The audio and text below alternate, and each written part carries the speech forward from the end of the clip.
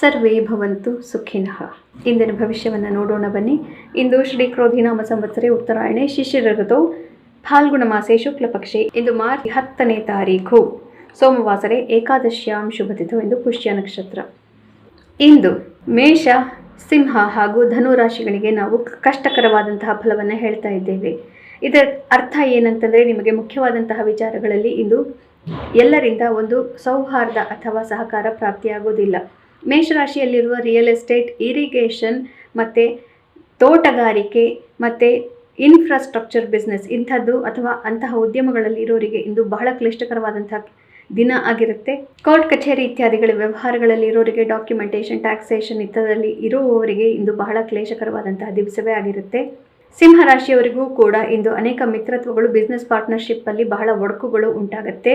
ಮತ್ತು ಧನು ರಾಶಿಯವರಿಗೆ ಮನಸ್ಸಿಗೆ ಅತಿ ಹೆಚ್ಚಿನ ಕ್ಲೇಶ ಉಂಟಾಗುತ್ತೆ. ಮುಖ್ಯವಾದಂತಹ ಬಿಸ್ನೆಸ್ ಪಾರ್ಟ್ನರ್ ಅಥವಾ ನಿಮ್ಮ ಜೀವನ ಸಂಗಾತಿ ಅಥವಾ ಮಿತ್ರರಿಂದ ಇಂದು ಸ್ವಲ್ಪ ಬೇರ್ಪಡುವಂತಹ ಸಂದರ್ಭಗಳು ಬರಬಹುದು. ಹುಷಾರಾಗಿರಬೇಕು. 2 ದಿನಗಳ ನಂತರ ಎಲ್ಲವೂ ಬದಲಾಗೋದ್ರಿಂದ ನಿರ್ಧಾರಗಳು ಇಂದು ಬೇಡ. ವೃಷಭ, ಕರ್ಕ, ಕನ್ಯಾ, ತುಲ ಮತ್ತು ಮಕರ ರಾಶಿಯವರಿಗೆ ಇಂದು ಅತಿಯಾದ ಶುಭ ಫಲ ಹೇಳ್ತಾ ಇದ್ದೇವೆ. ಇದರ ಅರ್ಥ ಏನಂದರೆ, ಕಾರ್ಯಕ್ಷೇತ್ರದಲ್ಲಿ ಜಯ, ಶತ್ರುಗಳು ಹಿಮ್ಮೆಟ್ಟುತ್ತಾರೆ.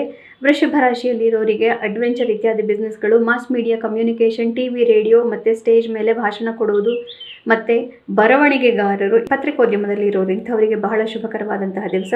ಕರ್ಕ ರಾಶಿಯವರಿಗೆ ಮತ್ತು ಮಕರ ರಾಶಿಯವರಿಗೆ ನೀವು ಮತ್ತು ನಿಮ್ಮ ಕುಟುಂಬದ ಬಗ್ಗೆ ಅತಿ ಹೆಚ್ಚಿನ ಸಮಾಧಾನಕರದಿಂದ ವ್ಯವಹಾರ ಮಾಡೋದರಿಂದ ಮನಸ್ಸಿಗೆ ನೆಮ್ಮದಿ, ಸಮಾಧಾನಕರ ವಾತಾವರಣ ಇವತ್ತು ಚಂದ್ರ ನಿಮಗೆ ತಂದು ಕೊಡ್ತಾ ಇದ್ದಾನೆ. ಯಾವುದೇ ರೀತಿಯ ಕ್ಷೋಭೆ ಇರೋದಿಲ್ಲ. ಮತ್ತು ಕನ್ಯಾ ಹಾಗೂ ತುಲಾ ರಾಶಿಗಳಿಗೆ ಕಾರ್ಯಕ್ಷೇತ್ರದಲ್ಲಿ ಅತಿ ಹೆಚ್ಚಿನ ಯಶಸ್ಸು. ಯಾರ್ಯಾರು ಸೋಷಿಯಲ್ ಮೀಡಿಯಾ ಗ್ರೂಪ್ಸ್ ಅಥವಾ ಗುಂಪುಗಳು ಮಧ್ಯೆ ಇರುವಂತಹ ಪಾಲಿಟಿಕ್ಸ್ ಇತ್ಯಾದಿಗಳಲ್ಲಿ ಇದ್ದೀರಿ, ನಿಮಗೆಲ್ಲರಿಗೂ ಇಂದು ಅತಿ ಹೆಚ್ಚಿನ ಕಾರ್ಯಕ್ಷೇತ್ರದ ಯಶಸ್ಸು ಸಿಗುವಂತಹ ದಿವಸ. ಇಂದು ನಾವು ಮಿಥುನ, ವೃಶ್ಚಿಕ ಹಾಗೂ ಕುಂಭ ರಾಶಿಗಳಿಗೆ ಸಾಧಾರಣ ಫಲವನ್ನು ಹೇಳ್ತಾ ಇದ್ದೇವೆ.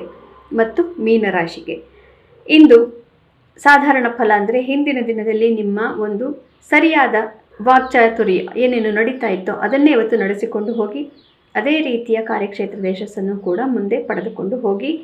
ನೀವಾಗಿ ನೀವೇ ಮೈ ಮೇಲೆ ಏನಾದರೂ ತಂದುಕೊಳ್ಳದೆ ಹೋದರೆ ಇವತ್ತು ಏನೂ ದೊಡ್ಡ ಕ್ಲೇಶ ಉಂಟಾಗೋದಿಲ್ಲ.